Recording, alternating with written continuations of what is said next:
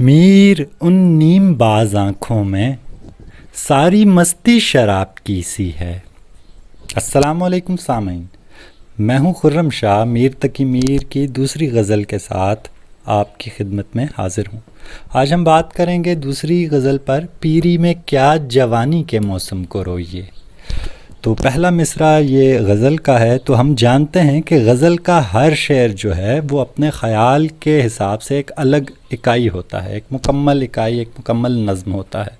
تو اس لیے غزل کے اشعار کی تشریح یا اس کی وضاحت جو ہے وہ ہر شعر کی الگ کی جا سکتی ہے، دو شعروں کو ملا کر نہیں کی جا سکتی جس طرح ہم نظم کی صورت میں کر سکتے ہیں، چونکہ نظم میں ایک ہی خیال پیش کیا جا رہا ہوتا ہے۔ تو چونکہ میر کے حوالے سے ہم پچھلی غزل کے ابتدائیے میں بات کر چکے ہیں، تو اس لیے اب ہم بلا واسطہ جو ہے وہ دوسری غزل پر آتے ہیں۔ تو دوسری غزل کے اشعار پہلے میں ایک آہنگ کے ساتھ سناتا ہوں، پھر اس کے بعد ایک ایک شعر پر مختصر بات کرتے ہیں، ہر شعر کے ساتھ متعلق کوئی اضافی شعر پیش کرنے کی کوشش کریں گے۔ تو آغاز کرتے ہیں۔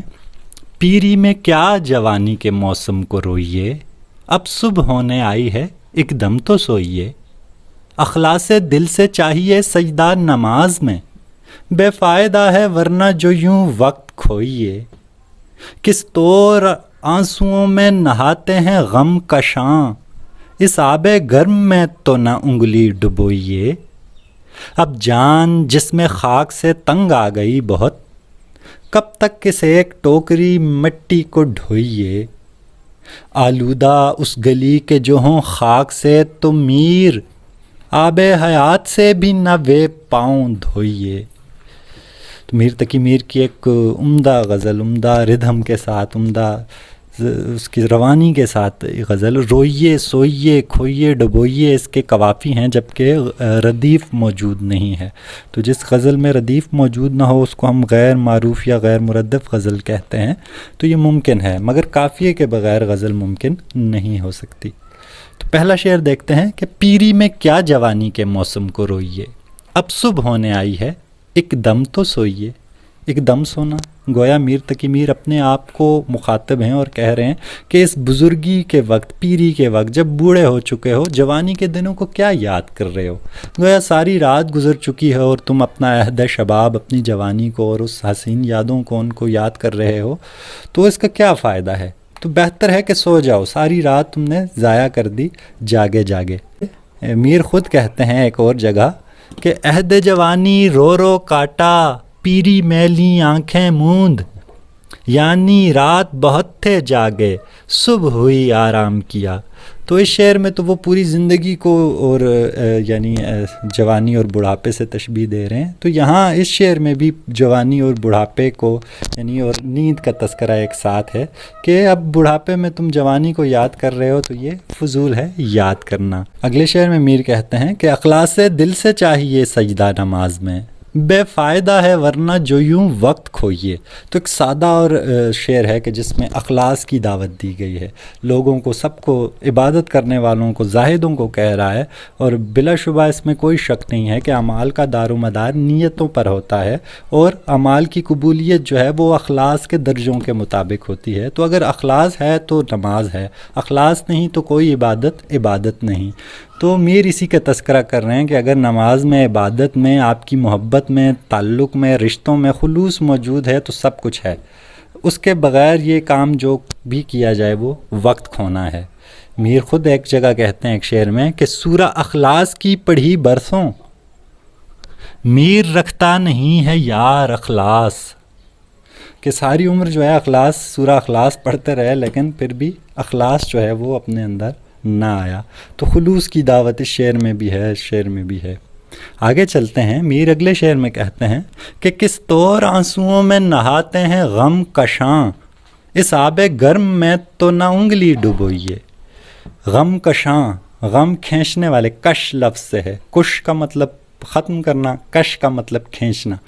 تو کس طور آنسوؤں میں نہاتے ہیں غم کشاں، کہ غم اٹھانے والے یا غم کھینچنے والے یا دل میں درد کو پالنے والے کس طرح اپنے آنسوؤں میں نہاتے ہیں۔ آپ جو ہے اس گرم پانی میں، یعنی ان آنسوؤں میں آپ اپنی انگلی بھی نہ ڈبوئیے، کہ آپ اس کہ انگلی ڈبونا بھی ان آنسوؤں میں برداشت نہیں کر سکتے جن آنسوؤں سے غم اٹھانے والے، درد اٹھانے والے، انسانیت کا درد رکھنے والے، محبوب کا درد رکھنے والے لوگ غم جس طرح اٹھاتے ہیں۔ تو عام لوگوں کا کام نہیں ہوتا، چونکہ غم یا درد یہ ایک طرح یہ بڑی نعمت ہوتی ہے جو بڑے مقصد کے بعد، بڑے مرحلے کے بعد عطا ہوتی ہے۔ تو درد دل کا وہ میر اظہار کر رہے ہیں کہ باقیوں کو روک رہے ہیں کہ آپ اس آپے گرم میں انگلی نہ ڈبوئیے۔ تو یہ اشارہ میر کے شعروں کی طرف بھی ہو سکتا ہے کہ گویا یہ میرے شعر جو ہیں یہ میرے عشق ہیں، اور اس میں ان کو آپ نہ پڑھیے گا ورنہ آپ تک بھی اس کی حدت، اس کی شدت اور یہ غم پہنچ جائے گا۔ ایک جگہ میر کہتا ہے کہ آنکھوں نے رازداری محبت کی خوب کی، آنسو جو آتے آتے رہے تو لہو بہا، کہ جہاں آنسو روکے تو اس کے بجائے لہو بہنا شروع ہو گیا۔ تو درد میر کی شاعری کا ایک بڑا عنصر ہے، ہم سب جانتے ہیں۔ تو میر اسی درد کا، اسی غم کا اپنے اظہار کر رہے ہیں، اپنے درد دل کو بیان کر رہے ہیں۔ اب جان جس میں خاک سے تنگ آ گئی بہت، کب تک اسے ایک ٹوکری مٹی کو ڈھوئیے۔ اب جان جو ہے وہ جسم خاک سے تنگ آ گئی ہے، خاک کے جسم سے جان گویا روح تنگ آ گئی ہے، کہ جو جسم کے اندر روح ہے وہ اب اکتا چکی ہے اس پنجرے میں، جسم کے پنجرے میں قید ہو کر، آخر وہ بھی کب تک اس ایک ٹوکری مٹی کو وہ روح اٹھا کر پھرتی رہے گی۔ تو بڑی اچھا ایک جو ہے وہ اس کی طرف یہ اشارہ ہے کہ کیسے ایک انسان جو ہے مٹی سے بنا ہوا ہے، اور اس کے اندر جو جان ڈالی ہوئی ہے، اس کو جو زندہ کیا ہوا ہے وہ ایک روح نے کیا ہوا ہے۔ اور شاعر کہتا ہے کہ اب میری روح تنگ آ چکی ہے، اور کب تک اس جسم کا بوجھ وہ سہار سکے گی، اس لیے میری روح اب پرواز کر جانا چاہتی ہے اور دنیا کے غموں سے دور جانا چاہتی ہے۔ مگر لازمی نہیں ہے کہ جیسے کہا تھا کہ اب تو گھبرا کے یہ کہتے ہیں کہ مر جائیں گے، مر کے بھی چین نہ پایا تو کدھر جائیں گے۔ بہرحال میر تقی میر جو ہے وہ اپنی زندگی سے یا دنیا سے ایک طرح سے اکتاہٹ کا اظہار کر رہے ہیں، لیکن یہ یاد رکھیے گا کہ میر کی شاعری میں پھر بھی مایوسی موجود نہیں ہے۔ میر نے اکتاہٹ کا اظہار تو کیا لیکن کبھی خودکشی نہیں کی، اپنی جان جو ہے وہ پوری عمر جو ہے وہ غموں سے، دکھوں سے پوری طرح سامنا کیا، اور شاعری میں بھی اس کا اظہار ملتا ہے۔ تو ایک اور جگہ میر اسی خیال کے حوالے سے کہتے ہیں، اس جس میں خاک کے حوالے سے کہ ہیں مشت خاک لیکن جو کچھ ہے میر ہم ہیں، مقدور سے زیادہ مقدور ہے ہمارا، کہ ہم انسان کے اشرف المخلوق ہونے کی طرف اشارہ کر رہے ہیں کہ ہیں تو مشت خاک لیکن سب کچھ ہم ہی ہم ہیں، مقصد گویا دنیا کا، کائنات کا ہم ہیں۔ لیکن اب میر یہاں پر اس شعر میں اپنے ہونے سے اکتا چکے ہیں کہ میں نہ ہوتا تو کیا ہوتا۔ آخری شعر مقطع کی طرف چلیں گے تو مقطع وہ شعر کہلاتا ہے جس میں شاعر اپنا تخلص استعمال کرتا ہے آخری شعر میں، کہ آلودہ اس گلی کے جو ہوں خاک سے تو میر، آب حیات سے بھی نہ وے پاؤں دھوئیے۔ وے کہ وہ پاؤں بھی ہم جو ہے ہم نہ دھوئیں کبھی آب حیات سے بھی۔ آب حیات کی اہمیت پتہ ہے آپ کو کہ حضرت خضر علیہ السلام سے نسبت ہے کہ انہوں نے آب حیات پیا، اور جو پی لے آب حیات تو وہ کبھی مرتا نہیں ہے۔ تو شاعر کہتا ہے کہ اگر میرے محبوب کی گلی میں میرے پاؤں مٹی سے آلودہ ہو جائیں تو میں اس مٹی کو آب حیات سے دھونا بھی یعنی مناسب نہیں سمجھتا۔ گویا محبوب کی گلی کی مٹی افضل ہے اور جو آب حیات ہے اس کا درجہ کمتر ہے۔ تو محبوب کے حوالے سے ایسا ہی ہوتا ہے، محبوب کے لیے سب کچھ ہوتا ہے، محبوب کے علاوہ جو ہے وہ ایک عاشق کے لیے، ایک شاعر کے لیے کچھ بھی نہیں ہوتا۔ اور محبوب کی گلی کا اور شاعر کا بھی ایک بڑی نسبت ہے، محبوب کے محلہ، محبوب کا کوچہ، تو شاعری میں اس کی بڑی اہمیت ہوتی ہے۔ یہ بھی ایک ادب کا یا ایک محبت کا جو ہے وہ اظہار ہے کہ آلودہ اس گلی کے جو ہوں خاک سے تو میر، آب حیات سے بھی نہ وہ پاؤں دھوئیے، کہ اس کی گلی میں بیٹھنا اعزاز ہے۔ اور محبوب کی گلی کے حوالے سے ہی میر کہتے ہیں کہ یوں اٹھے آہ اس گلی سے ہم، جیسے کوئی جہاں سے اٹھتا ہے۔ تو میر کو محبوب کی گلی سے اٹھنا قبول نہیں ہے۔